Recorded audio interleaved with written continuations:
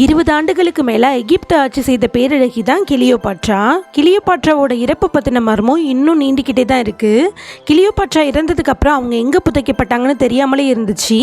But ரீசெண்டாக archaeology department Nile நதிக்கரையோரம் மூழ்கிய தப்போசிரிஸ் நகரத்துலேருந்து 2 மம்மீஸை கண்டுபிடிச்சிருக்காங்க. அந்த கண்டுபிடிப்பு ரொம்பவே பரபரப்பாக பேசப்பட்டுச்சு. ஏன்னா கண்டுபிடிக்கப்பட்ட அந்த 2 மம்மியுமே தங்க இலைகளால் மூடப்பட்டிருந்துச்சா.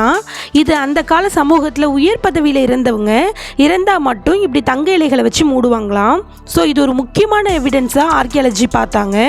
அது மட்டும் இல்லாமல் இந்த மம்மீஸை சுற்றி 200 கிளியோபாட்ரா முகம் பதிச்ச நாணயங்களை கண்டுபிடிச்சிருக்காங்க.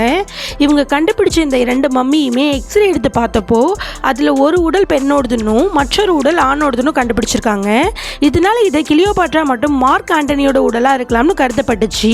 ஆனால் ப்ராப்பரான எவிடன்ஸ் இல்லை, அதனால இது உறுதி செய்யப்படலை. இன்னமும் ஆர்கியாலஜி டிபார்ட்மெண்ட்டால் கிளியோபாட்ராவோட இறந்த மம்மி தேடப்படுது.